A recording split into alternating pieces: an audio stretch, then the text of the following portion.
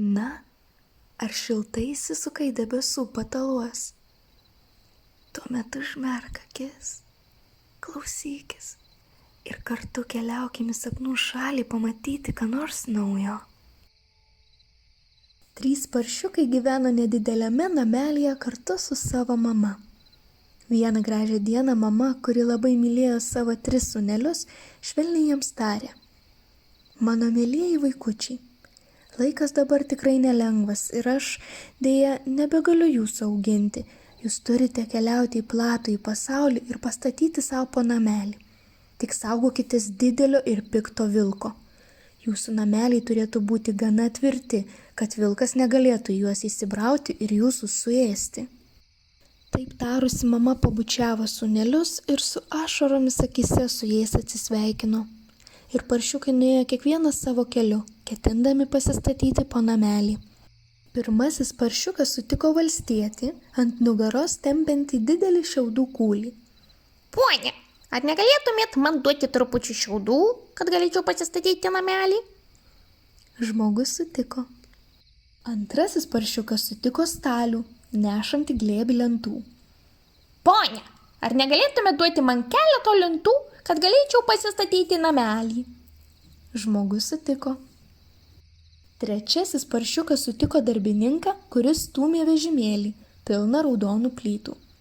Ponia, ar negalėtumėt duoti man keleto plytų, kad galėčiau pasistatyti namelį? Paprašė paršiukas. Žmogus sutiko. Vieną dieną, kai linksmi paršiukai grįžo į savo namus, juos pamatė didelis ir piktas vilkas. Niam, ir ką aš čia matau?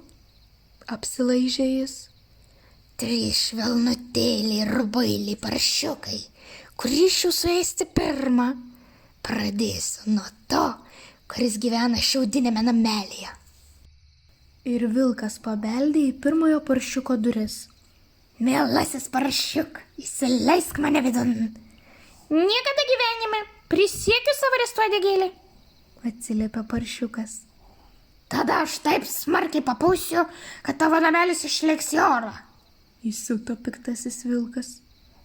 Vilkas papūtė taip smarkiai, kad namelis iš tiesų pakilo į orą. Gelbėkit! Sukvikė paršiukas ir šmurkštelėjo į medinį brolio namelį. Vos tik įspėjo uždaryti duris, o vilkas jau ir beldžia. Mielieji paršiukai, įsileiskite mane vidun. Niekada gyvenime, prisiekime savo ristomis uodegėlėmis. Atsiliepė abu broliai. Tada aš taip smarkiai papūsiu, kad jūsų namelis išliks į orą. Vilkas išpūtė žandus ir taip smarkiai papūtė, kad medinis namelis pakilo į dangų. Gelbėkit! Sukvikė abu paršiukai ir kiek kojas neša nudūmė į plytinį brolio namelį. Bet tuoj pat juos atsivijo ir storas vilko balsas. Mielieji paršiukai, įsileiskite mane vidun. Niekada gyvenime, prisiekime savo ristomis uodegėlėmis. Sušuko visi 3 paršiukai. Na, jūs tik palūkėkite. Netekęs kantrybės sustugo vilkas. Aš taip papūsiu, kad jūsų namelis subirės į šipulius. Jis įkvėpė oro ir iš visų jėgų papūtė. Bet raudonų plytų namelis nė nepajudėjo. Be galo įniršęs vilkas suurzgė. Na palaukite, paršiukai, aš tuoj įlįsiu pro kaminą ir prarysiu jūs net nevirtus. Bet trečiasis paršiukas buvo labai gudrus. Jis greit užkūrė krosnį ir ant ugnies pastatė didžiulį katilą, pilną vandens. Vos tik vilkas įlindo į kaminą, tuoj krito tiesiai į tą katilą.